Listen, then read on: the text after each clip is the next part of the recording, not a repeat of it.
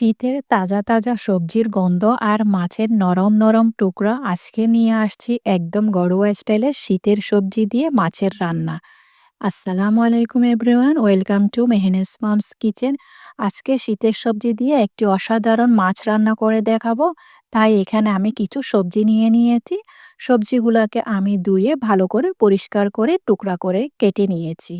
এবার একটি মশলা তৈরি করব। একটি ব্লেন্ডার জার নিয়ে নিলাম, হাফ টি স্পুনের মতো আমি জিরা দিয়ে দিয়েছি, আস্ত জিরাটা নেবেন। ৩টি আমি রসুনের কোয়া দিয়ে দিলাম। ১ ইঞ্চি মতো আদাকে টুকরা করে দিয়ে দিয়েছি। ৪টি মতো আমি কাঁচামরিচ দিয়ে দিলাম। জালটা আপনারা আপনাদের পছন্দ অনুযায়ী নিবেন। এখন সামান্য পানি দিয়ে এগুলাকে একটি পেস্ট বানিয়ে একপাশে রেখে দিব। একদম স্মুথ পেস্ট করে নিয়েছি। আমি এখানে তেলাপিয়া মাছ নিলাম ৪ টুকরা করে। আপনারা চাইলে যেকোনো মাছ নিতে পারেন। হাফ টি স্পুন লবণ দিয়ে দিয়েছি। হাফ টি স্পুনের মতো হলুদ গুঁড়া দিয়ে দিলাম।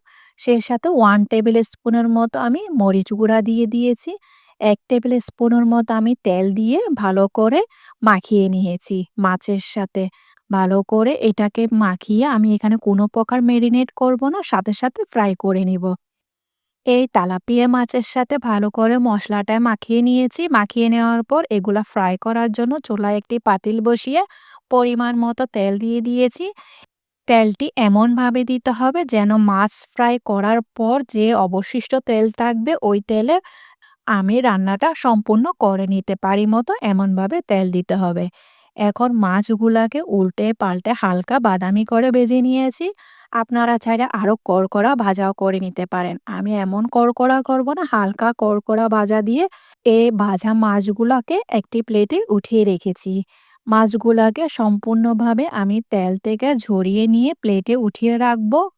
শীতের মৌসুমে এই শীতের সবজিগুলা দিয়ে মাছ রান্নাটা হয় একদম অসাধারণ। আমার তো অনেক ভালো লাগে। কার কী রকম পছন্দ আমাকে অবশ্যই কমেন্টে জানাবেন। এবার মাছগুলাকে সম্পূর্ণ উঠিয়ে রেখেছি। সেম তেলের মধ্যে আমি একটি মিডিয়াম সাইজের পেঁয়াজকে স্লাইস করে দিয়ে দিয়েছি। তেলের মধ্যে পেঁয়াজটাকে হালকা ভেজে নিয়েছি। পেঁয়াজটা নরম করার জন্য আমি 1 টিস্পুনের মতো লবণ দিয়ে দিয়েছি। লবণটি আপনারা আপনাদের টেস্ট অনুযায়ী ইউজ করবেন। যখনই পেঁয়াজটা নরম হয়ে আসবে তখনই এর মধ্যে রসুন, আদা যে কাঁচামরিচ বেটে রেখেছিলাম ওইটা দিয়ে দিয়েছি। হাফ টি স্পুনের মতো হলুদ গুঁড়া দিয়ে দিয়েছি। 1 টেবিল স্পুনের মতো মরিচের গুঁড়া দিয়ে দিলাম। ব্লেন্ডার জাগটা ধুয়ে আমি সামান্য পানি দিয়ে দিয়েছিলাম। ওই পানি দিয়ে এই মশলাটাকে ভালো করে কষিয়ে নিয়েছি।